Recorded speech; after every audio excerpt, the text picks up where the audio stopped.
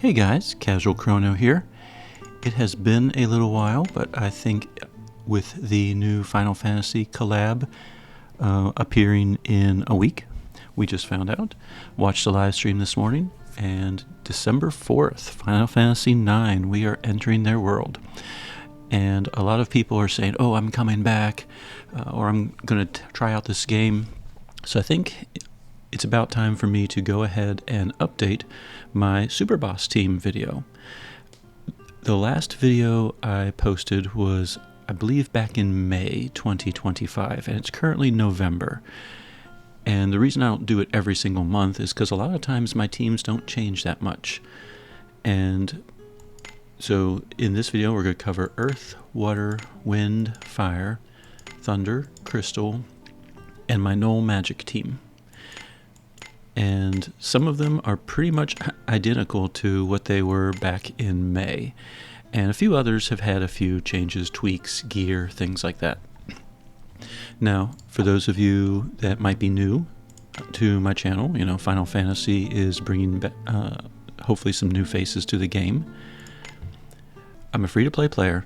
I have 224 characters. I believe there's 230 currently available. I don't have some of the newest ones like Clughorn or Mildy, but for a free-to-play player, I do have a lot of them. Now, I do not have all of their like other styles, extra styles, and everything. Some I do, some I don't. So these are the... I don't want to say that the teams that I'm going to show you are the best teams possible, because they're not. So do realize that. However, the teams I'm going to show you function, and for the most part they function, I believe, pretty well. So if you just simply don't even know where to start when forming teams, maybe this video can give you an idea. I will say that with these teams, I have beaten almost all content in the game, and to be perfectly honest, the little bit of content that I have not beaten, it's just been laziness. I haven't had the time to try it. So in particular, another thing that I do in my YouTube videos, if you look in the description, I have marked, where in the video the teams are. So if you only care about, for example, the Thunder team, you can skip straight to that part in the video. That said, my Wind team is probably my strongest. My Fire team is pretty good, but getting a little dated. And my Thunder team is pretty strong as well. My Null Magic team is usually the team I go to if Wind fails me, because Shanghua can bypass a lot of mechanics that the other elements can't. So, but we will get to all of that soon. First things first, let's go ahead and get started with my Earth team. My Earth team is largely unchanged. In part, I really haven't gotten any new Earth characters that are really strong. So I have Myunfa Alter as support, Shannon Alter as the main damage dealer, Claude ES as support, and Bertrand Stellar Awakened as a tank. For back row, Deirdre and regular Shannon are my two characters. Sidekicks, Tetra and Guns. Now, Tetra and Guns tend to be my sidekicks for most everything, because Tetra heals and gives resistances, and then Guns, his aura kicks in when I blow the AF gauge for the first time, or if a boss drains it. The entire team's stats go up by 20%. If you don't have them, or just looking to, do something different, Moke, for example, is a good character if you have him. If you're fighting against something that's weak to Earth, for example, he can improve the Earth team's critical damage. And there's others, of course, but where's Guns? For the most part, Tetra and Guns are pretty safe, generic sidekicks for all my teams. So, gear. I tend to gear support characters for survival, and in Myunfa's case, She has a skill, I'll do my best, that grants a shield equal to 30% of her max HP. So for her, it makes sense to try and give her a lot of hit points. The Elpis ring provides hit points, even though she has 0 light.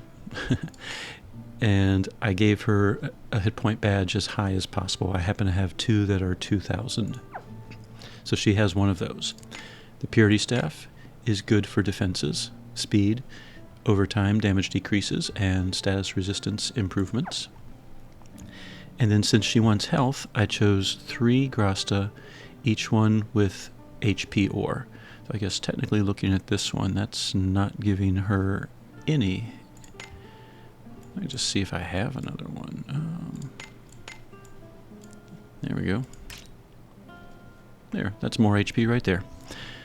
So the ores themselves, I just look for anything with 300 health.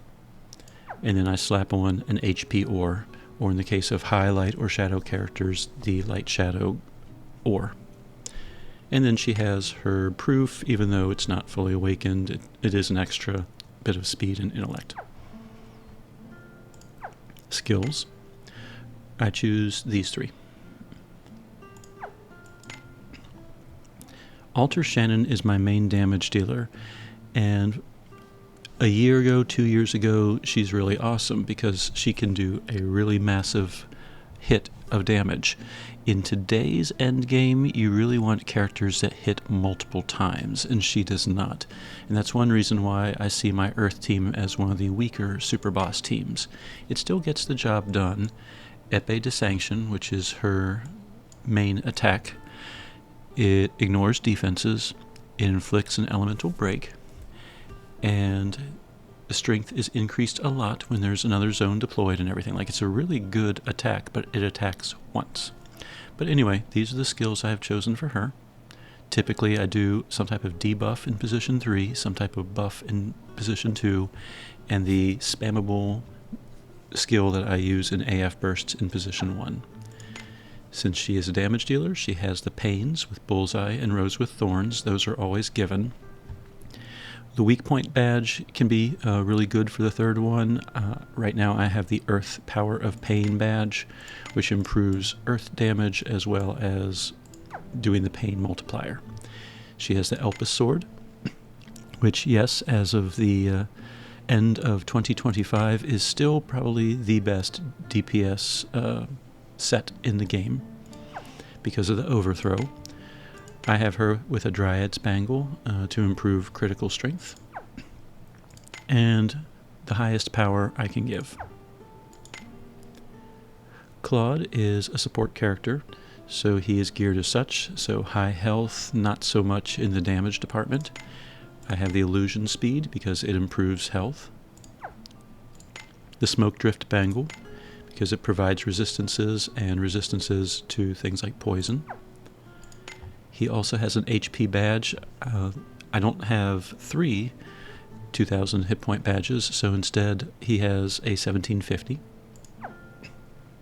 And then he has Enhance if max HP and Sound Body for sword characters, and Power of Awakening for sword characters, because Shannon is a sword character, so he is buffing Shannon with all the shared grasta. His skills that I have chosen. And then we have Bertrand. He is a tank, so I try to get his hit points fairly high. The Fishhook Spear provides hit points and decreases damage over time. Elpis Bangle provides hit points. HP badge, he's the other one that has the 2,000 hit point badge. And then he has 3 grasta that all have either HP ores or light shadow. If your light or shadow points are above 50, the light shadow gives you more health than an HP ore. In his case, he has 70, so I'd probably benefit if I swapped those out for light shadow HP ores as well, but it'd only be like a few points. And then each ore, of course, or each grasta has 300 health. I try to find ones that have a regen and give those to the tanks as well. So Victory, Celebration, Power of Rebirths, at least one of those goes on the tank. In his case, I did invest and got the True Magister Proof, which improves his health by 900 and his endurance by 15. His skills that I have chosen. If he is not Stellar Awakened, you don't have access to Kingdom Spear, and I do find that somewhat restricting because if he's part of an Earth team, the only other Earth attacks are Rock Thrust and Crush Lance, and neither one really helps that much. I normally would have Rock Thrust equipped, but that's a small attack type. It does reduce piercing and Earth resistances. Not that any of the other characters are piercing, so the only benefit is Earth type. But with Kingdom Spear, not only does the piercing resistance get much more reduced, he gains, it barrier pierces, and it stacks Iron Wall, which for the next few turns, he gains a damage barrier, resistances, restores health, and so forth. So not only is it a stronger attack, it has a lot more benefits. So that is why I chose to Stellar Awaken him. He's an older character, so his tomes can be bought in No Pal's Emporium. For back row, the only things we care about are the grasta, Power of Quake, Enhance if Max HP Earth, and Power of Amnesia are Deirdre's, and that is because Alter Shannon, if you check her abilities, she is a sword, earth user, and has amnesia. So all of the grasta that Deirdre is holding buff Alter Shannon's damage in some way. Regular Shannon and Alter Shannon do share some of the same traits. They're both sword users. They both are members of the KMS. So those types of grasta can be equipped on regular Shannon. It doesn't really matter which form it is. And so both of the back row are fully buffing Shannon, and technically, since they're sword users, all of the sword ones are buffing Claude to a degree as well. So that is the team. Let's see how it functions in a fight. The fight that I tend to use for the Earth team, and yeah, I could choose, a bunch of them. If you go to the Wrecker's Room, assuming you've completed this content, and choose 26 Iscariot Dawning Hour, you get a Superboss fight. Shadow of the Swordsman.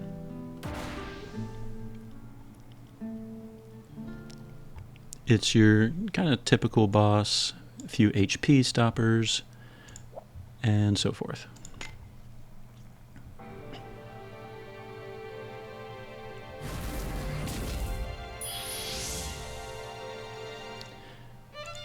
Turn 1, we will go ahead and begin praying. We will reduce slash resistance and earth resistance. We're going to reduce enemies' power, intellect, speed, and improve the party's physical resistance. And we're going to get rage going, and technically pain. Bertrand is a really strong character for physical attacks. Not that all super bosses will do 0 on him, just saying.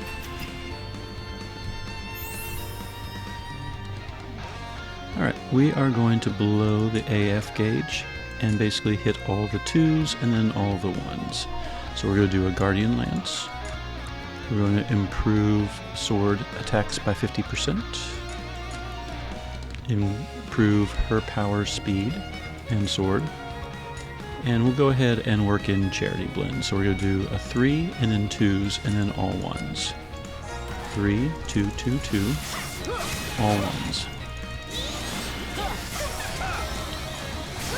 You'll see that Epée de Sanction is doing in the 200 millions per swing. That last one looked like 400.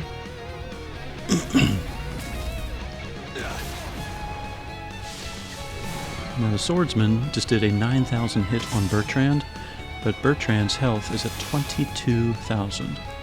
How did he get that high? As soon as we wait for the animations.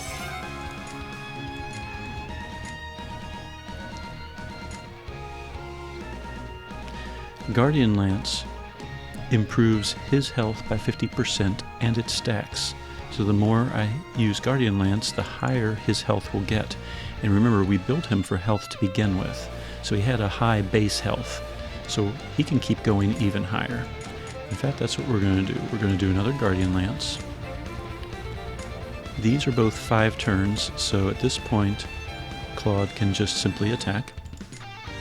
We will continue to epee to sanction because these last multiple turns as well.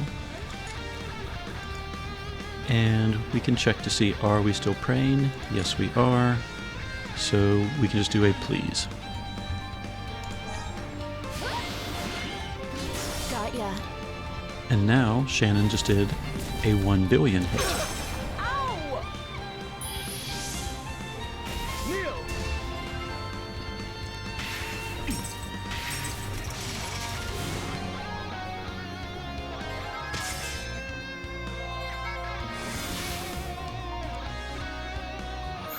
We've sliced through the Swordsman's second HP stopper. So now we will go ahead, just continue our attacks. Double check to make sure that we're praying. We still are. We could go ahead and re-pray. It's a 3-turn type of prayer, and we are on turn number 4. But I'm pretty sure unless something happens, Alter Shannon is about to win this fight for us.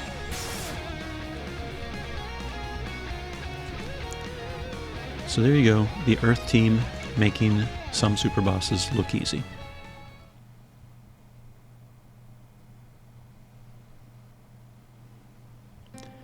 Weaknesses of the team.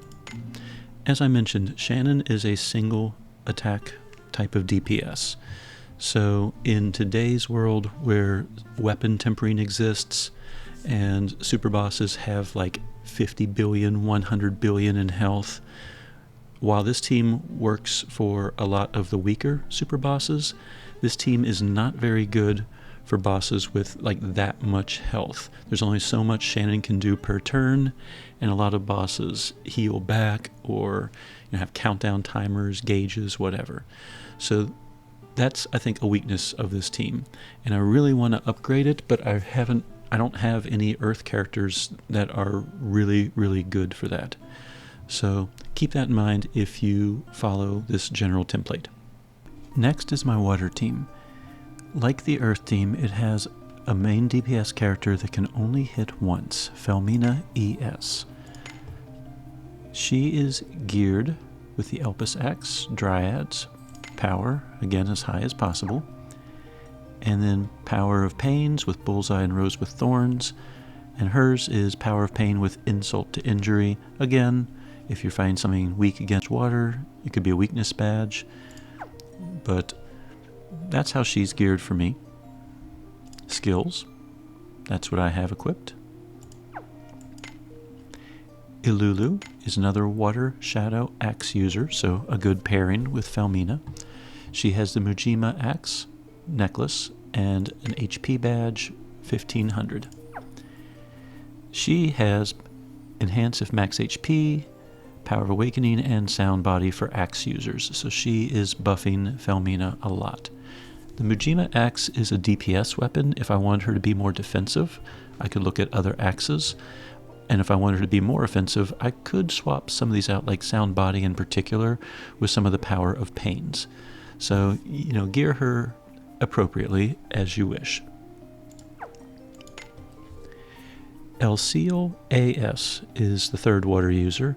If you've seen my other videos, I usually used Elseal normal style. Well, with the change in tank, I needed a more reliable way to deploy a water zone. And I felt that Elseal AS did the job well. She's geared pretty much the same as normal style.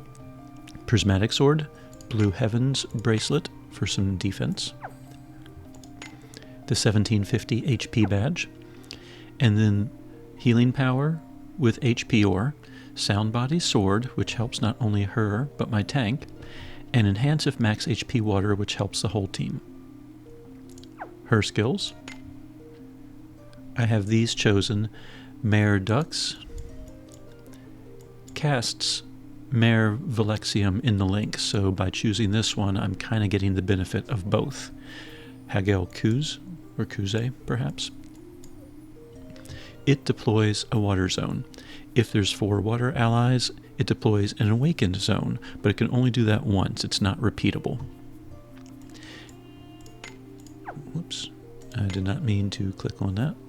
Oh, I guess I didn't click save, did I? Go me. Alright. I do not have her Stellar Awakened, but if you do, if you have 4 water characters in the front, she automatically deploys a Sacred Water Zone. So if you have her Stellar Awakened, then Hagel Kuz, or Kuze, might not be as important to you, because once that Awakened Water Zone runs out, Felmina, with her Shatterglass ability, is able to redeploy Awakened Water Zone. And then finally, the tank. Actually, Ilulu, did I go over her skills? If I didn't, this is what I have Ilulu equipped with. Mainly for pain. And then tank. Annabelle normal style, so not her AS, not her ES, regular old normal Annabelle. She recently got a Stellar Awakening, and she has become a very powerful tank. Since she is a tank, I have her geared for hit points. Illusion Speed gives hit points. Elpis Bangle gives hit points. I have 2 HP badges equipped because I've been pulling her ever since I began playing the game. She was actually, her AS form was actually a tank of mine way back in the day. But I just seem to keep pulling her, and so I have 156 light. So she has 2 HP badges. Each one is at 2,000. If you only have a slot for 1, then whatever the highest HP badge you have would be fine. For Grasta, I have HP or for light and shadow, because anything over 50, light or shadow, gives more health than the 300 hit point ore. And then Victory Celebration, she gets a little bit of a MP and HP regen. Each of the Grasta has a base of 300 health as well. So basically I've given her all gear, all Grasta, True Paladin Proof, everything that gives health, to give her a ridiculous amount of health. Because as you see in a fight, she'll have even more. So that is the base team, all water users. For back row support, Felmina, Miglance, Axe, Outlaw, Hood, Ninja, and Water. I have some of those covered. Soira is a Miglance Palace person as well, so she can hold the almighty power Miglance Palace Grasta. Other characters like Bertrand can too. It doesn't have to be Soira. She's holding the Resonant Power Shadow and Light, and then she has Power of Offense Water. Even though she's a wind user, she can hold other Power of Offenses. If you only have a character with 3 Grasta slots, Resonant Power Light definitely would go. It's actually really not that helpful. It's buffing the light characters, which are just Elseal and Annabelle, who are not damage dealers. So Resonant Power Shadow is much more helpful. Zaviro, or Zaviro, perhaps. He is an Axe user, he is a water user, so he is equipped for improving the damage for both Felmina and Ilulu. Sidekicks, typical Tetra, and Guns. As far as Annabelle's skills, I just realized I forgot those. This is what I have equipped. Aegis Boon is her stellar skill, and it provides Stockade, Critical Guard, and it can do both Guardian Soul and Elemental Wall at the same time. If you only have 3 slots and you want to use Aegis Boon, you basically have a choice. Holy Saber kind of required. It gives her counterattack, reduces power, inflicts rage. So Holy Saber is a given. So I am choosing between Guardian Soul, which improves physical resistance, and Elemental Wall, which improves type resistance. So if you know what boss you're up against, if it's one that does heavy elemental damage, you could equip Elemental Wall and Aegis Boon and leave out Guardian Soul, for example. Since I have 4 slots, I just have all 4 of them. So that's the team. Those are the sidekicks. That's the gear. Let's see this team in action.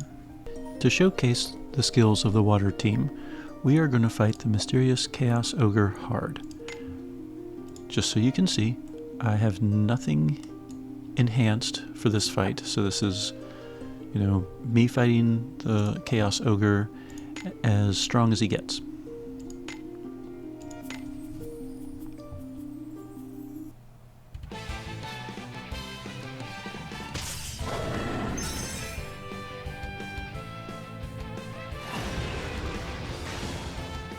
And we wait for all the opening animations, the heal that comes right before the curse. Thanks. Alright, the Chaos Ogre. If you're unfamiliar, he has a barrier. Starts off at 35 stacks. I am going to Holy Saber to inflict rage and reduce his power. I'm going to get a Water's Stance going. I'm going to get Pain going. And reduce his power, speed, and intellect even further. There's my awakened Water Zone. Thanks to all the power debuffs, you can see he's not really hurting for all that much. Annabelle's counter is healing and restoring some MP.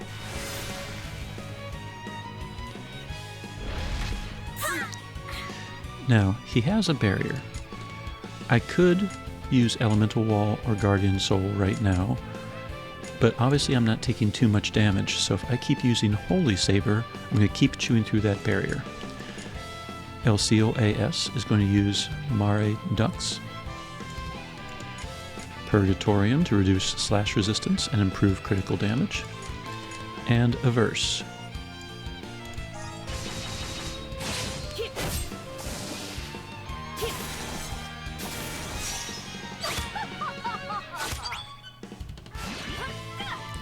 And there's Mare Valexium being used as well.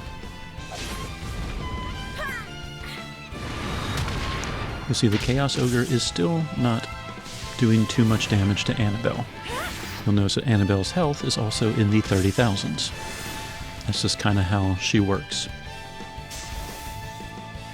Now El Seal, in her buffs, allows Barrier Pierce, and we just cast Mare Dux. So each person has 3 moves of barrier piercing damage coming up. We've already done our debuffs. So now it's attack, attack, attack, and we'll just continue with Holy Saber. I don't feel the need for Guardian Soul or Elemental Wall right now. So all of these attacks are slicing through that barrier.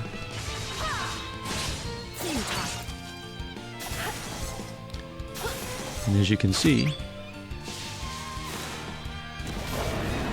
Felmina is strong enough to reduce his health a lot. And guess what? There's an end of turn attack that Ilulu does. And because she still had the barrier pierce, she went through the final barrier. So even though we hit an HP stopper and he restored his barrier, we had one final attack from Ilulu, and that cut through, and simple, easy, boss is defeated.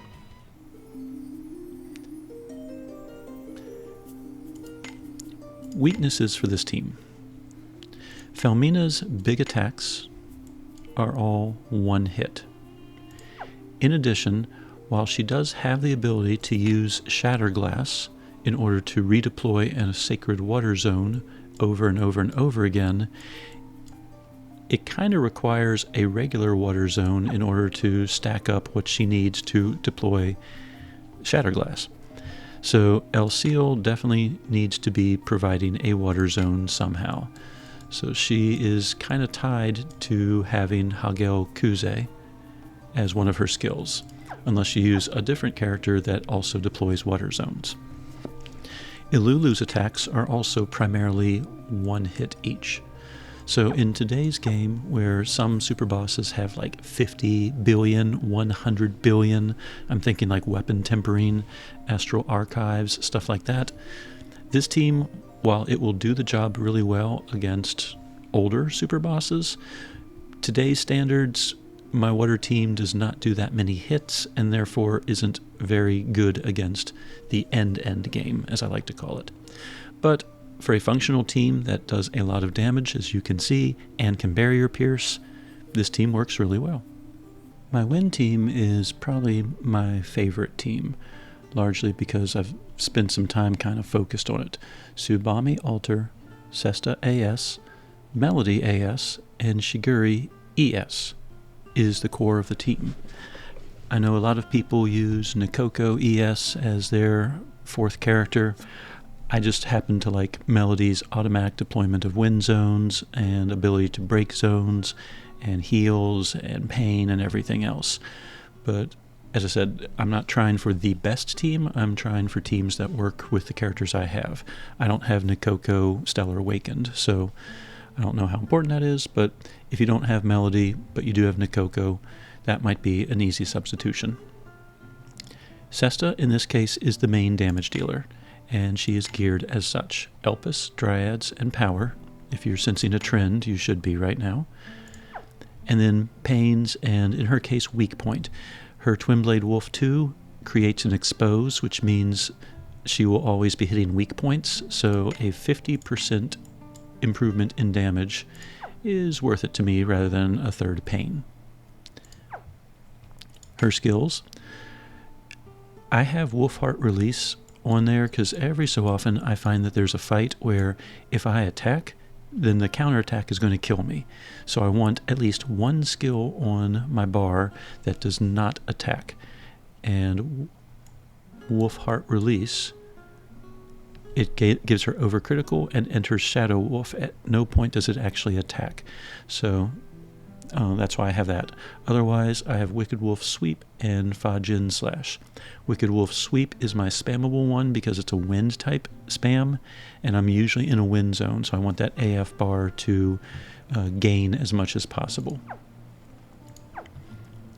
Tsubame Alter, I see as DPS, or I see as support character.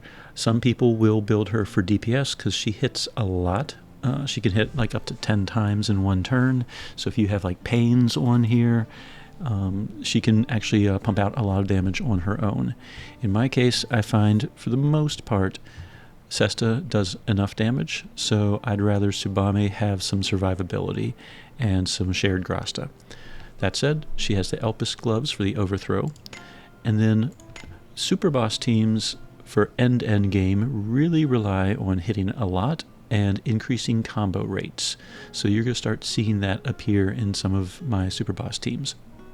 In her case, the Leopard Necklace increases combo rate. The Winged One's badge gives her a little bit of power, but more importantly, improves combo rate. And then she has Almighty Power Cat Lover, Enhance of Max HP Wind, and Power of Offense Wind. So if I'm in a wind zone, that's good. And Almighty Power Cat Lover. Sesta is not a cat lover. However, Shiguri is. So she is buffing some of Shiguri's damage. As far as skills, this is what I have equipped for her. Fierce Feline Storm says user and single party member in the frontline slot to the user's right gain buffs. And that is why Sesta is placed to the right of Tsubame. If it was like this, then she would be buffing Melody, and Melody's not a damage dealer. So pay attention to your skills, make sure that you have people placed in the appropriate position. And then her other skills, Injaku, Neku, Rambu, and Winds of War, are buffs and nice attacks. So she also has, since she is an alter character, all alter characters have what's called another sense. It's kind of like an extra buff. When Melody deploys the Wind Zone, Tsubame extends it for 3 turns. So every time Melody deploys a Wind Zone, it's up for 6 turns total unless it gets broken. Speaking of Melody, I view her as support, so she is geared defensively. She has, well, partially defensively. She has Purity Staff, which improves resistance to status effects and decreases damage over time and speeds her up. Leopard Ring for combo rate. HP badge as high as possible. She does have 2 Power of Pains, mainly because I have the combo rate enhancement ore on both of those. You could give her other grasta, but definitely give her combo rate enhancement. And then she has Resonant Power Shadow. Her aside, Sesta, Tsubami are both shadow characters, so she is buffing both of them with that. The skills I've chosen for her are Dark Drill, Magical Smash, and Depravity. Depravity is a pain source. It reduces the enemy's power, intellect, and speed, and provides a damage barrier. So it's very nice to use. When she's in her demented state, all party members also gain extra damage and increased damage against weak points. Magical Smash I use just to improve critical damage, for the most part, and wind type attacks. And Dark Drill reduces wind resistance, improves critical rate, which isn't too important since I have Elpis gear, but and it is a 3-hit attack, which is nice in AF spams. Shiguri, skill-wise, is equipped with this. Now, Sorai Kimbu is his stellar skill, and if you read it, you'll see that it will activate his strongest learned unique skill twice, which is Cease. So you might go, well, why is Cease on the bar? Okay, when you use Sorai Kimbu, it does not change him to his tank mode. You have to actually use the Cease skill to activate his tank mode. So typically it's in the 3rd position because in an AF burst I'll hit it first and then I'll pretty much spam Sorai Kinbu from that point forward. So this is to enter his tank mode, and then this is to do lots of damage. And then Bolstering Kai improves physical resistance, his physical resistance, and the party gains damage based on enemy strength when he's in his DPS mode, and tank mode he gains magic resistance and damage barriers. So he is geared, he's a dodge tank, so his gear is a little more speed based to try and make him dodge as often as possible. So Mood Shade Katana gives speed, Stamped Ring gives speed, Galaxy Badge improves combo rate and gives him some extra health just in case he is hit. And then he has Sound Body, MP Restore, and Curse of Revival. All of them have health, and whichever ones have a speed bonus are the ones that I choose. He's not reviving anyone. It's not even, the skill's not even on his list. It's a way to make him faster, or if he gets hit, a way to hopefully make him survive the hit a little easier. So that's the logic there. And then he has his personal grasta, which gives him 5 speed right now because it's not awakened any further. So that is the main team, very heavy on combo rate enhancement. And the back row support, a katana user has Gale, Eastern, and Power of Awakening katana. And then Tomei has 2 enhance if max HPs and 1 Avenger. Why Avenger? Because Sesta, the primary damage dealer, is an Avenger, so she gains extra damage if someone else is holding that fully awakened grasta. Sidekicks, Tetra, and Guns, as always. If you want more damage, you can always go with Moke. It activates on weak point damage. Everyone's critical damage and magical critical go up. So that means Melody, who's magic, and then the others, who are physical, they will do more critical damage if Moke is your sidekick. And then Guns, I always like using him. When the AF gauge is empty, everyone's stats go up. To showcase the win team, we are going to fight Lokido's Weapon Tempering. Now, Lokido happens to be an Avenger, so he can hold the same grasta that Tomei was holding. He can also hold others like Resonant Power Light, Power of Offense Wind, etc. If he holds a grasta that was being held by a different character, in this case Power of Offense Wind was being held by Tsubame, that frees Tsubame up to equip some other grasta. Could be a Pain grasta, could be another buff grasta. In this case, I threw on Weak Point Strike. But otherwise, the team is what you saw before, with Tetra and guns.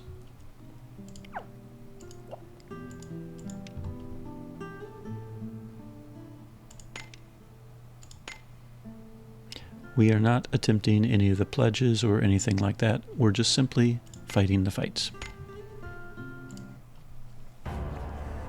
Who should I kill? Now Lokido, at the start of the fight, is going to drain the AF gauge. That's okay. That improves my team's stats by 20% because Guns' aura is in effect. We're going to use the first turn to enter tank mode. We're going to set down Pain. We're going to get Wicked Wolf Sweep going and Fierce Feline Storm. At the end of the first turn, Melody's going to deploy a Wind Zone. So we are now in tank mode. Melody has her barrier going. Winds of War has buffed Sesta. And we have to hope that Shiguri will dodge. The best he can do is 90%, so every so often he's going to get hit.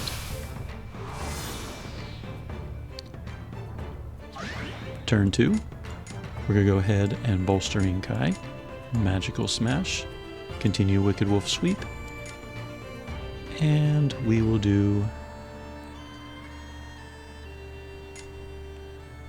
We're going to go ahead and do Injaku Neku Rambu, since it hits 5 times. Take this.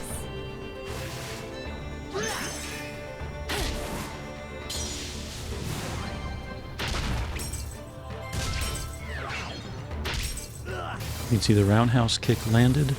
It took off 4,000 health, but because he was fully buffed and we gear him as a tank, he was able to absorb that hit without any problem. Turn 3, we're going to blow the AF gauge.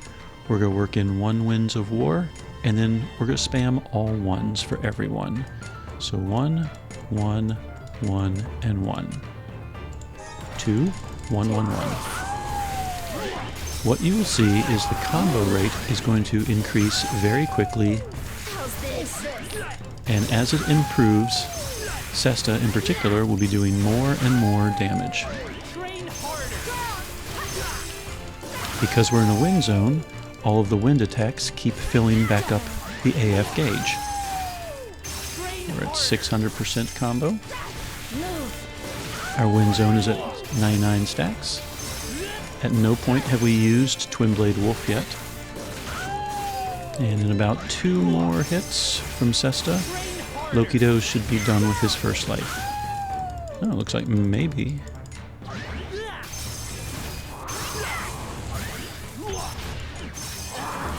Looks like we might have done it. So what I've done now, I try to once I see that the enemy has gone through its first life, I try to rebuff as much as possible.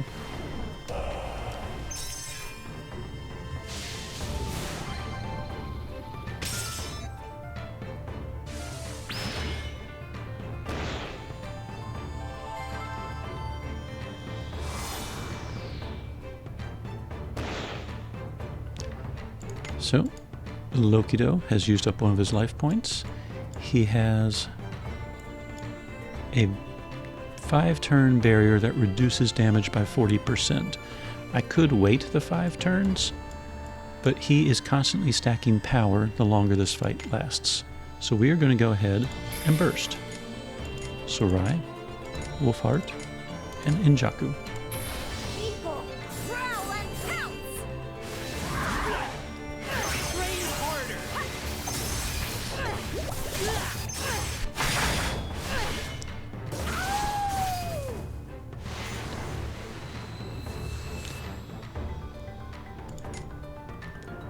We are going to go ahead and Sorai.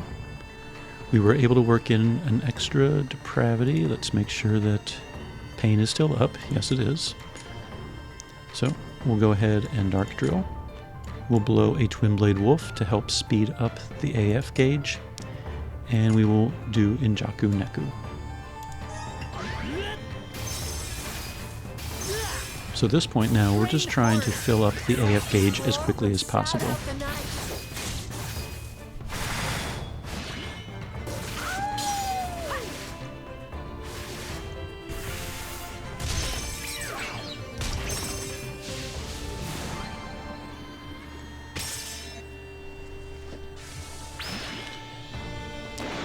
The AF gauge has been filled up. He has not too much health, so we can go ahead and blow the AF gauge. We can definitely chew through his barrier, but we're also going to try and fill up the Stellar Burst gauge one more time. So we're going to do all the ones, and then whatever time we have left, we will try to do the 2s and 3s. 1, 1, 1, 1.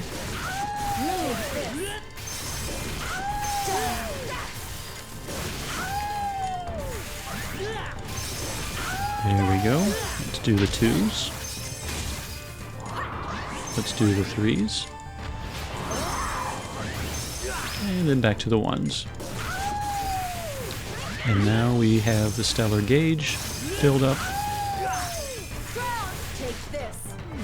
And we'll just wait it out.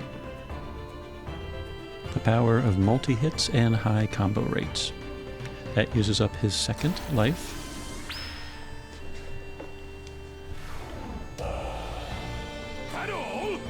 I've got more power to show you!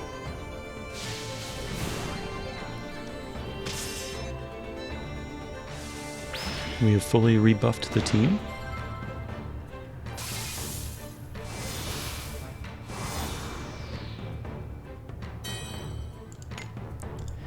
If we check, now it's a 60% damage reduction. We burst again. I'm gonna cut you to pieces. Tear asunder. Take this. Train harder.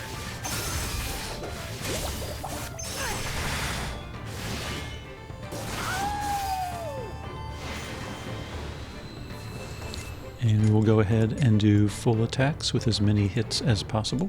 So another Twin Blade. Again, we're just trying to fill back up that AF gauge as quick as possible. Shout out the night.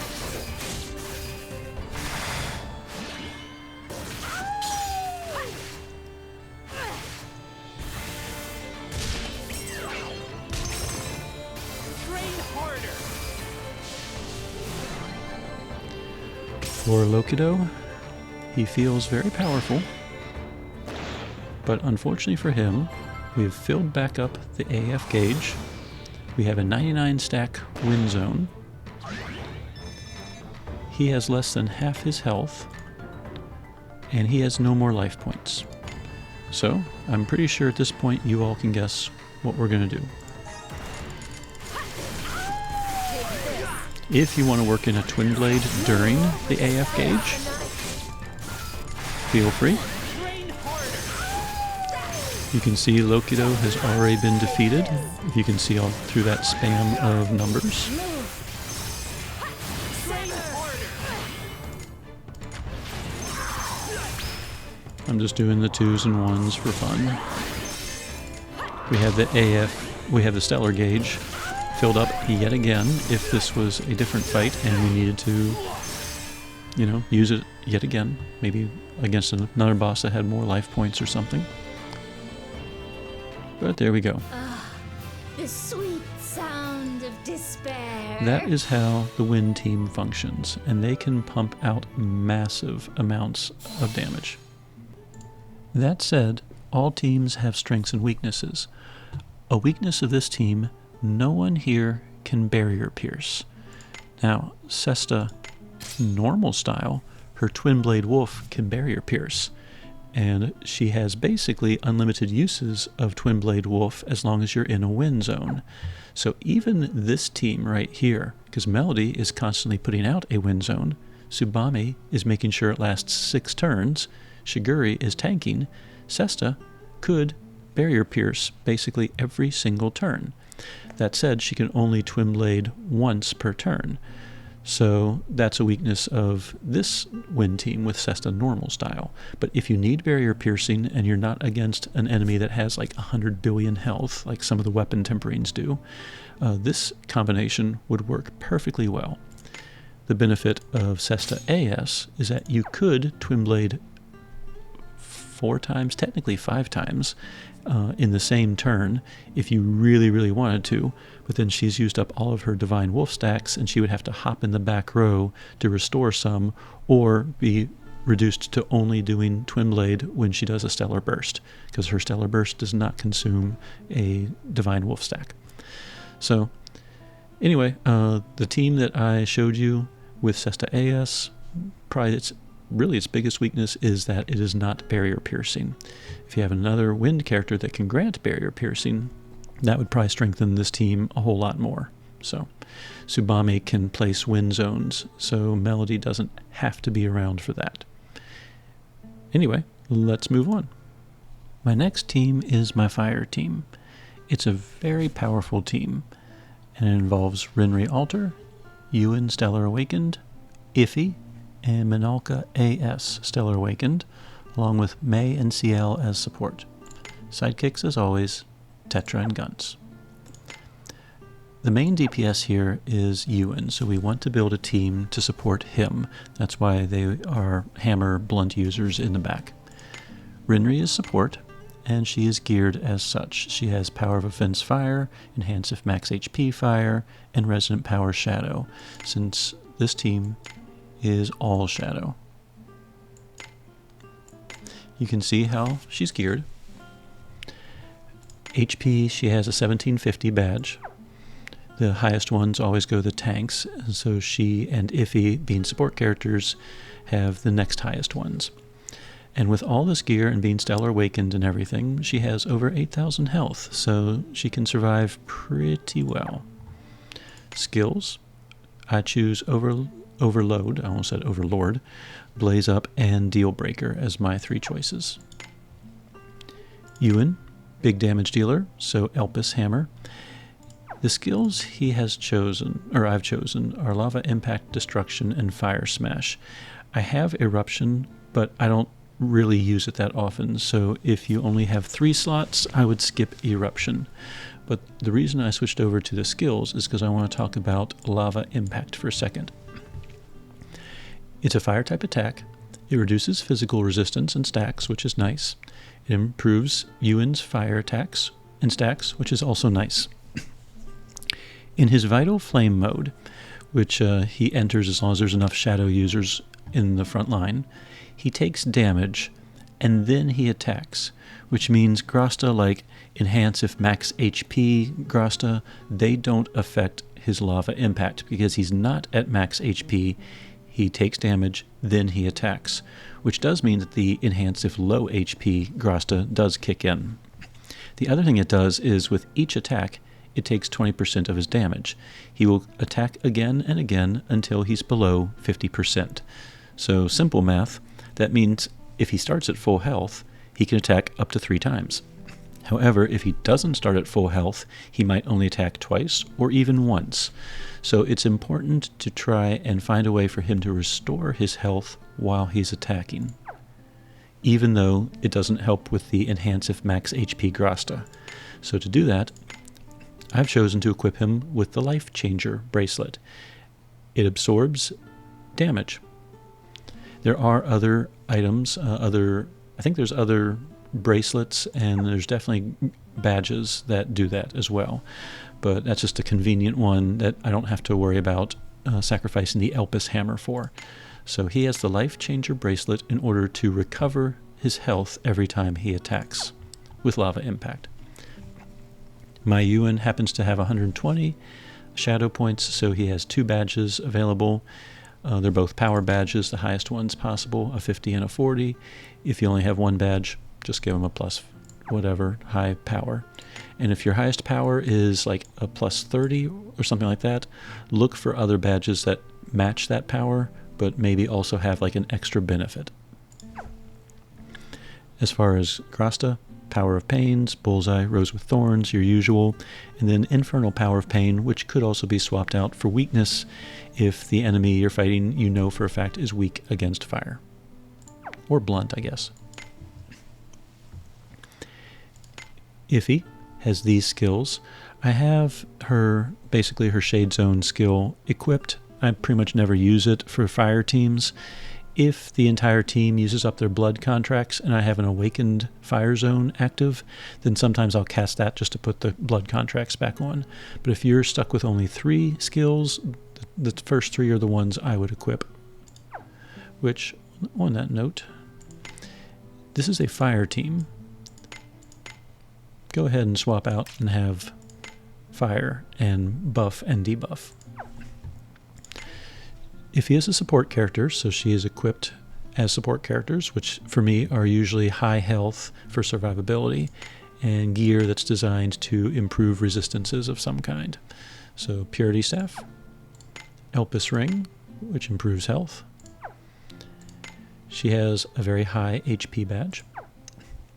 And then she has 3 grasta, all providing health, all providing ores that give her more health, and Victory Celebration also provides a regen. Manalka AS is a tank. I have her built for health, so she can take some hits if she needs to. And to do that, I've used the Illusion Speed. Elpis Bangle, of course. She has the other HP 2000 badge. Again, if you don't have those high badges, I think you get 1 2000 badge from the Phantom Crystal Dimension, the cat stamps, and I forget where I got the other one from. Just go with whatever high HP you have. And then Grasta, she has 3 that provide health, 3 with HP ores, and one of the 3 also provides a regen. Skills for Manalka, Mortal Sin, Annihilator, and Doom. Even though she's Stellar Awakened, you'll notice I don't even have her Stellar Awakened skill Overkill on my list. So her Stellar Awakening, not absolutely vital. Now to support Ewan, we always look at the abilities. He is Glasses, Sweet Tooth, Hammer, Fire, and a few other things. So we have Hammer users. May also happens to have glasses. You can see them right there. So she can hold the Almighty Power Glasses Shared Grasta. There's your Enhance at Low HP and Power of Inferno. So all of those should be active pretty much all the time for Ewan. CL is also a hammer user. He has Sweet Tooth and Power of Awakening Hammer. So if you're in an awakened zone, he's doing more damage. And Sweet Tooth is always doing more damage. Enhance if max HP. Ewan doesn't always use just Lava Impact. He has other skills, and those don't sap his health. So technically, that does boost the damage of some of his other skills. Of course, they don't really hold a candle damage-wise. You could have like a sound body, hammer, or something like that if you wanted to. But the Enhance if max HP Grasta is really not necessary. So if you have to remove one, or if you don't have it, don't stress. To demonstrate some of the capabilities of this team, we are going to fight. We're going to get rid of CL. He only has 2 grastas that are helpful, not 3. And really, of those 2, one of them is conditional if we're in a fire zone. So, Me? Are you sure? So again, when we are doing these types of fights, we can always look and see if we can equip her with any grasta that might help. I'm going to be lazy and just leave her in the back row. But we are going to fight not her weapon tempering, but we are going to fight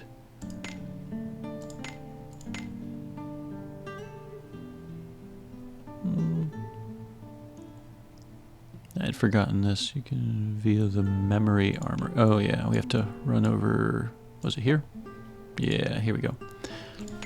Alright, we are going to fight Yuna's just max level manifest fight. Not tempering, just her true weapon discovery.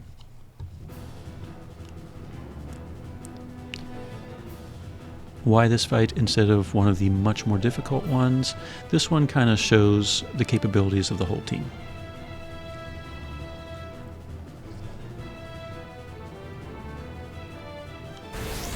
So the way this fight works, you have to beat up the real Yuna, who is back there. She's the one that has the auras and everything as well. We're going to start off, we're going to do Doom, which inflicts rage. We're going to get pain on everyone. I could go ahead and Fire Smash or Destruction, or I could just Lava Impact. You can just see how that works. And Renri, because she's Stellar Awakened, has already cast Blaze up on the whole party. So in her case, I could go ahead and do Deal Breaker or Overload. I'm just going to go ahead and do Deal Breaker. There's the Rage. Pain. You can see that Ewan did a massive amount of damage in one swing, and he healed himself back.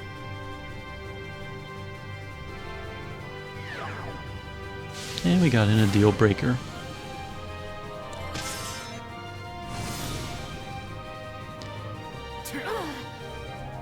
So here on turn 2, now we're going to go ahead and do Annihilator. We double check to make sure pain is still on there, and it is, so now we can buff the party. He'll discontinue to Lava Impact. Sometimes I'll use Fire Smash to inflict pain. Sometimes I'll use Destruction to boost his own power and speed and the party's weapon type damage. But in this case, Lava Impact seems to be doing a good enough job. And then we'll go ahead and Overload.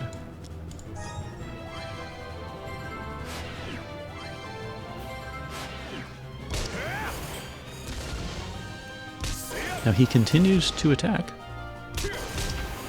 because remember, it attacks until he reaches 50% health, or 3 times. Okay, the tank took lethal damage, but Iffy and her blood contracts was able to revive Minalka. So that is a use of Iffy on the team. If something gets through and beats up one of your party members, she can revive. Iffy also has another use. You'll notice now that Yuna has a barrier. For 3 whole turns, she's reducing damage by 100%, so she cannot be hurt for 3 turns unless you have a barrier-piercing character. If we sacrifice Ewan will pop back up and have barrier piercing ability. That's just part of Iffy's kit. So we'll just go ahead, we'll check. Do we have rage? We don't have rage. We don't have pain either. And we can go ahead and overload if we want to. It kind of doesn't really matter too much. But we are going, let's see. Yep, we're going to rage, so. She sacrificed Ewan. Ewan is restored. Ewan pierces the barrier. And he would have kept attacking if Yuna had more health, but that's all we needed. He was that powerful in a water zone. So that is kind of, I wanted to show that example versus just, a hugely powerful boss, just to show how Iffy is useful in this team, how Renri's Link is helpful, how Minalka kind of functions and takes damage, and how Ewan is just insanely powerful. What I can also do, since that was a very quick fight, and also was lacking CL's grasta, we are going to take a little trip. We are going to go to the new Nagsham, not the old one, the one in the parallel time layer. So if you haven't done Sin and Steel, try to get to Chapter 4, and you'll have access to the new Nagsham. The new Nagsham also has a test dummy, bag baddie. I think this one's big bag baddie. And when you choose to fight it, you have one single turn to do as much damage as possible. Don't mess up.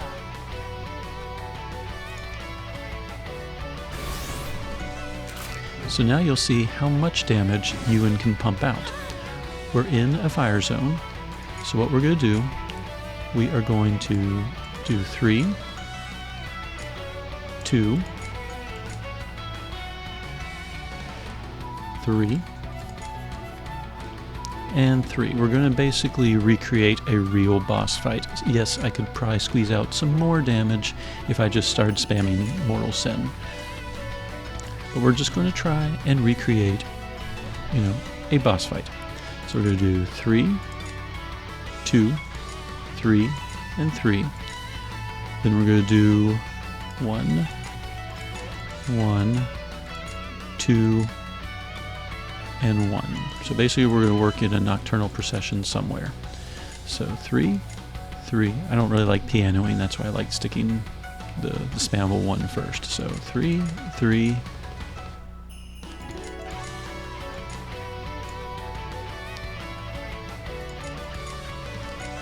3, 3. You know what? Let's just do all 3s, all 2s, and all 1s. That'll just be simpler. 3, 3, 3, 3. 2, 2, 2, 2. All 1s.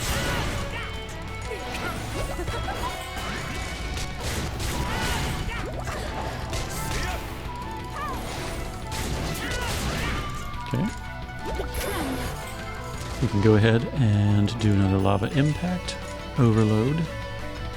And in this case, we can kind of just do whatever.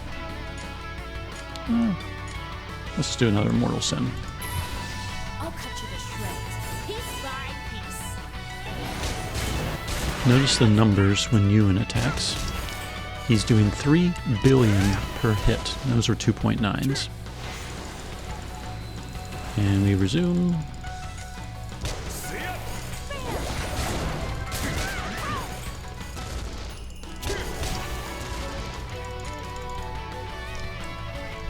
And with a small combo of 270%, this team in one turn did over 100 billion in damage. That's not millions, that's billions.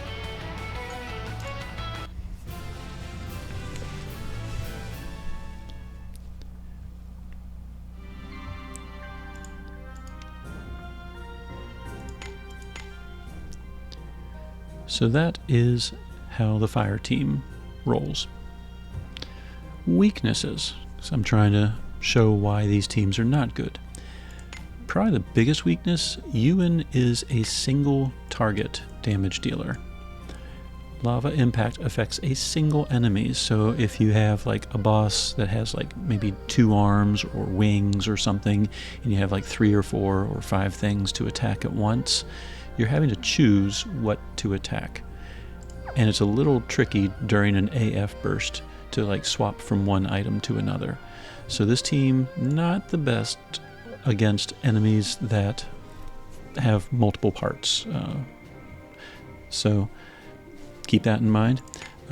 Iffy, once she has done Pain and Poison and Nocturnal Procession, she's kind of just there. She's not super powerful.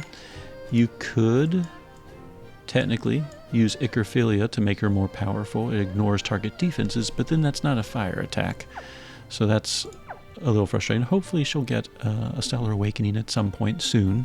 We're all hoping for it. The other anniversary characters did, so it's kind of her turn. Manalka actually can be not created. Manalka could be geared more towards damage. You could give her actually, since Iffy can revive her, you can give her Power of Pains and give her better weapons.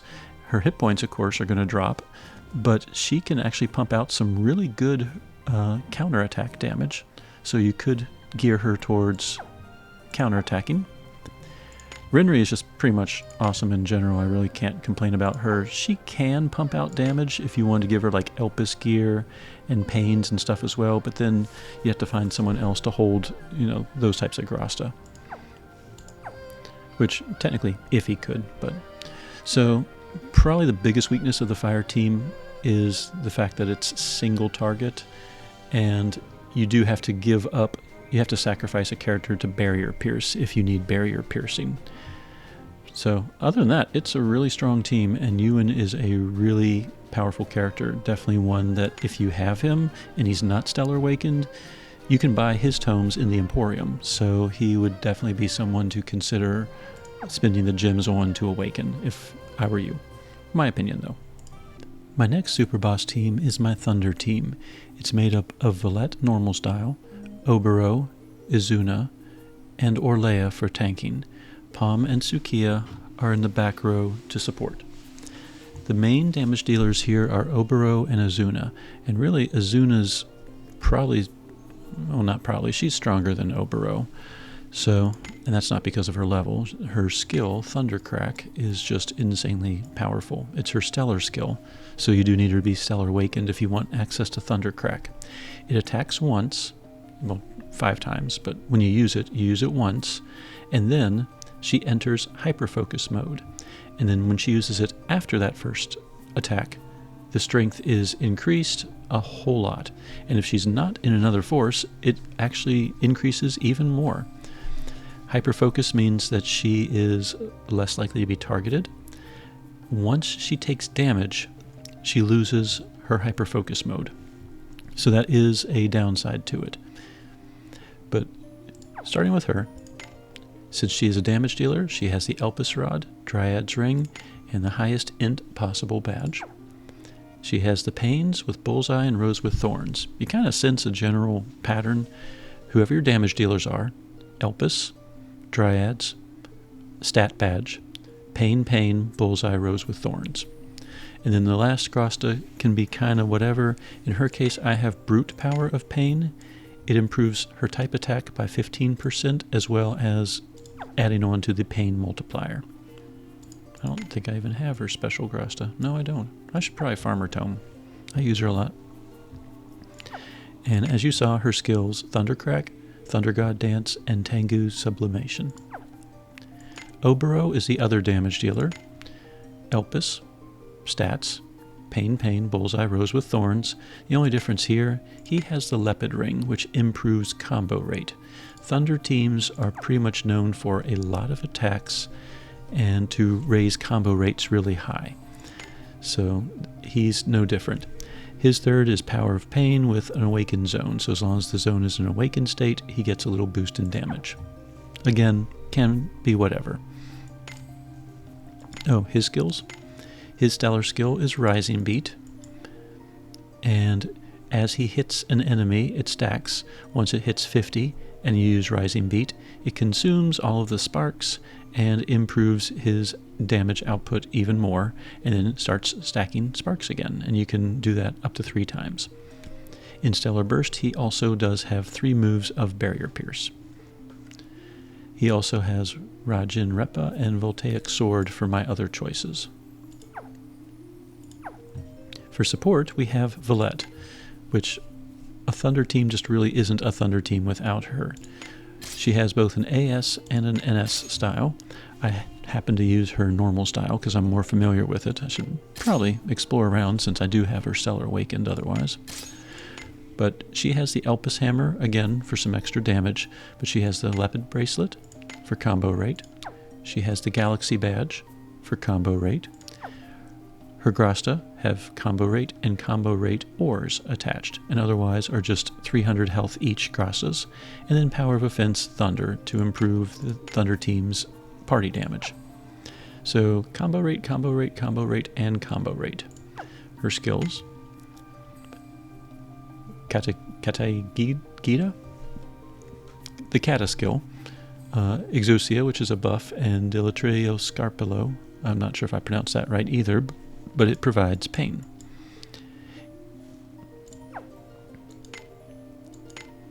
And then we have our tank, Orlea. Being a tank, I have her geared as such. She has health and grasta and HP ores. If she had more than 50 light points, I would have given her the other type of HP. She has a 2000 HP badge, Elpis Axe, and then just for a little bit of combo rate, Leopard Necklace. Her skills: Food Rehash. I need something to spam in an AF burst, because that's pretty much what Thunder teams do, and this attacks 3 times and improves the combo rate. She has Mage, which is a great party buff, and Defense du Tonnerre, which reduces the enemy's power, int, and speed, and inflicts rage. If I had a 4th slot available, Resistance would definitely be it. It's a prayer, she gains cover, she gets a shield, and party members' damage is decreased by half. So it's great, but I'm forced to choose 3 skills, and that's the one that I leave out. Since Oboro and Izuna are the damage dealers, I kind of have my reserves split. Fortunately, if you check their abilities, they both are masks, and they both are Eastern. So they have 2 overlapping personality traits. And Sukiya happens to be mask and Eastern, so she's a great... she also is a katana user for Oboro, so she can hold katana grasta, and she can hold personality grasta that improves both characters. And then Palm is my choice for the other one. Really, any staff user would work, even a free character or a 3-star. I just choose Palm because I've pulled her so often I have a 4th grasta slot available. She has Power of Thunder, 2 Enhance if max HPs, and Power of Awakening. If I only had a character with 3 grasta slots, I would remove one of the Enhance if max HPs, because this is pretty much always active, and that's pretty much always active. And there's no guarantee that Izuna's going to be at max health every single turn. So, in fact, in the sample battle, she's not going to be. As usual, Tetra and Gunts, but this time Gunts gets to have a little more active role. He is Villette's sidekick. He does a thunder magic attack if he's in the front row, but more importantly, his charge skill can redeploy an awakened Thunder Zone over and over and over again. So when the initial Thunder Zone wears out, if I have 5 charges ready, I can bring him out, redeploy Thunder Zone, and then let him charge back up. For the Thunder team, we're going to fight the Mysterious Chaos Ogre hard. Again, nothing is upgraded. This fight is as hard as it's going to get.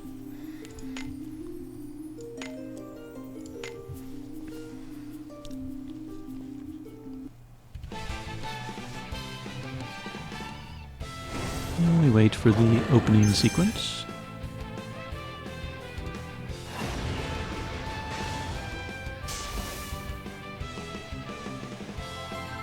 The heal, of course, before the curse. So we start off with a full AF bar, and that's an Izuna thing. So what we're going to do, the Chaos Ogre has a 35 stack damage barrier. So we are going to chew through that very quickly. We're going to blow the AF gauge. We're going to cast our 3s to get pain, to reduce some slash resistance, to buff up Izuna, and to debuff the boss and inflict rage. Then we're going to cast the 2s, which is party buff.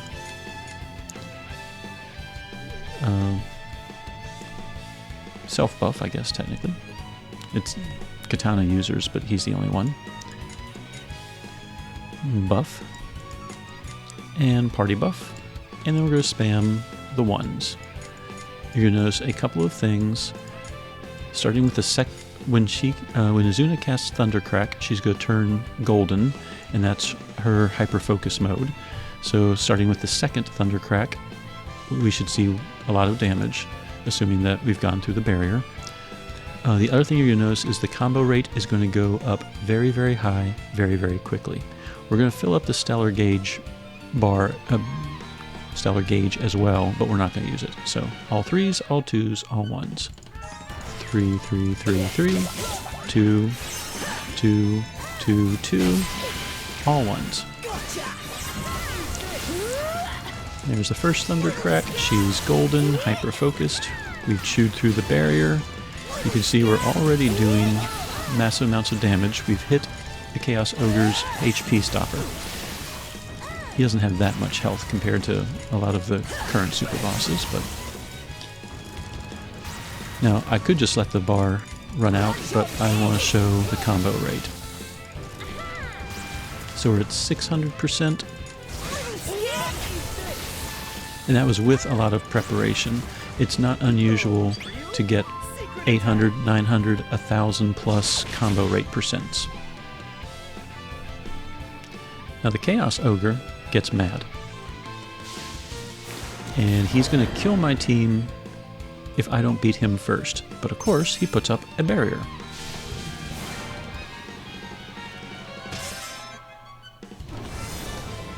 So this is where the stellar skills come in. We can Thundercrack and Rising Beat. Remember, Rising Beat grants Barrier Pierce for 3 moves.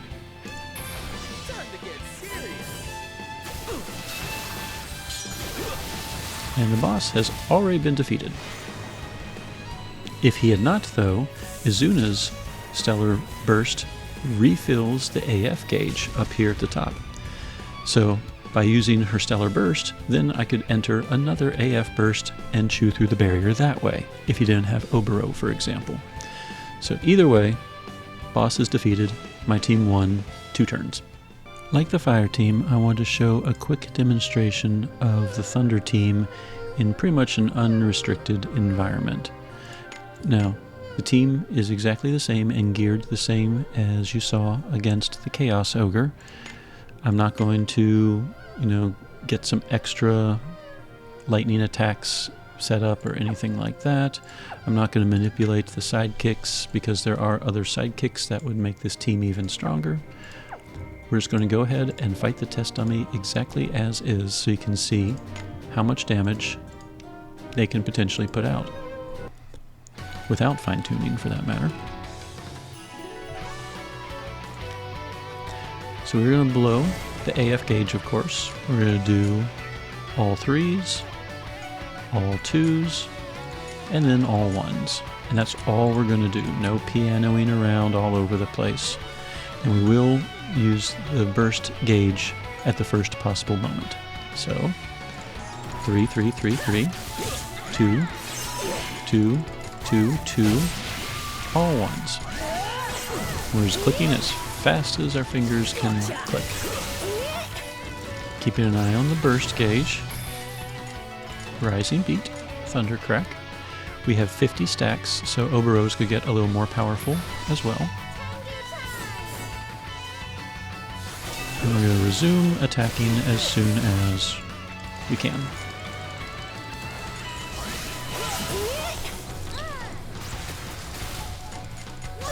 Combo rates at about 450 now.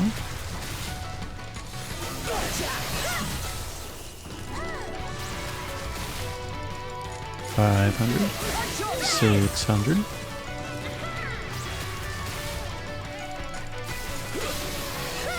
$700,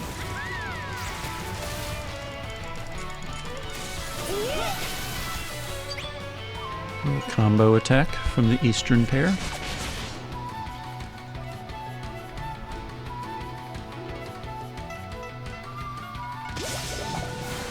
No extra damage from Tetra, and we get 130 billion in damage in 1 turn.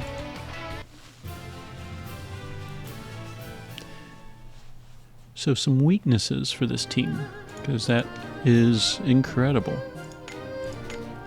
Thundercrack attacks all enemies, so we are doing massive amounts of damage no matter how many enemies there are. But this team does have a few issues. First of all, mana regen and healing. Aside from Tetra and healing, there's no real way to restore mana with this team. The second issue is Orlea as a tank. If you want her to go full tank mode, you really need resistance. But by having those 3, you don't have any way for her to attack during an AF burst. And All You Mage is really a nice buff, because in Thundering Stance, it's 100%, 100%, 100% damage of all party members with any weapon types, 60%. Everything gets doubled in a Thunder stance. So all you mage is an incredible buff. So you don't really want to give that up.